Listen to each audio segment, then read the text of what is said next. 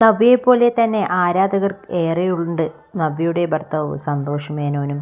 ഭാര്യയുടെ എല്ലാ ഉയർച്ചയ്ക്കും ഒപ്പം നിൽക്കുന്ന ആളായിരുന്നു സന്തോഷ് മേനോൻ. വിവാഹത്തിന് ശേഷം നവ്യ സിനിമാ മേഖലയിൽ നിന്നും ചെറിയ ഇടവേളയും എടുത്തിരുന്നു. അതിന് പിന്നാലെ നടിയുടെ തിരിച്ചുവരവ് മിനിസ്ക്രീനിലെ അവതാരകയായിട്ടായിരുന്നു. പിന്നീട് ഒരുത്തി എന്ന ചിത്രത്തിലൂടെ വമ്പൻ തിരിച്ചുവരവ് നടത്തി. ഇതിലും സന്തോഷും കുടുംബവും ഒപ്പം തന്നെയുണ്ട്. മാത്രവുമല്ല, ഷൂട്ടിംഗ് തിരക്കുകളെല്ലാം മാറ്റിവെച്ചുകൊണ്ട് അനുജൻ രാഹുലിനും മകൻ സായി കൃഷ്ണയ്ക്കും അച്ഛനും അമ്മയ്ക്കുമൊപ്പം വിഷു അടിച്ചുപൊളിച്ചു നവ്യ നായർ. പടക്കം പൊട്ടിച്ചും കണി ഒരുക്കിയും സദ്യ വെച്ചും കൈനീട്ടം കൊടുത്തും വാങ്ങിയുമെല്ലാം നവ്യ സ്വന്തം വീട്ടിൽ വിഷു ഗംഭീരമായി ആഘോഷിച്ചു. അമ്മയുടെ തിരിച്ചുവരവിന് ഏവർക്കുമുള്ള നന്ദിയാണ് സന്തോഷ് രേഖപ്പെടുത്തിയത്. അമ്മയ്ക്കൊപ്പം കണി കണ്ടും വിഷു സദ്യ കഴിച്ചും സന്തോഷ് ആ നിമിഷങ്ങൾ ഏറെ ആസ്വദിച്ചു. അമ്മയെ പൂർണ്ണ ആരോഗ്യവതിയായി കണ്ട സന്തോഷമായിരുന്നു അദ്ദേഹത്തിന് ഈ വിഷുദിനം.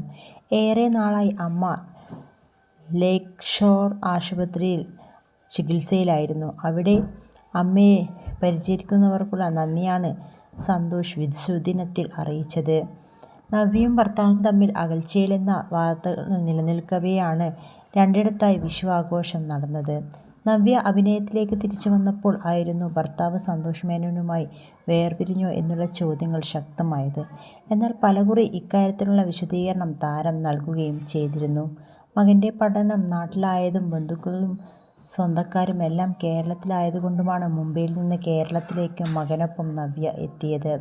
ഇപ്പോൾ മാതങ്കി എന്ന നൃത്ത വിദ്യാലയം നടത്തുകയാണ് നവ്യ. കേരളത്തിലെ പ്രശസ്ത ക്ഷേത്രങ്ങളിൽ എല്ലാം നവ്യ നൃത്തസദ്യ അവതരിപ്പിച്ചു വരുന്നു.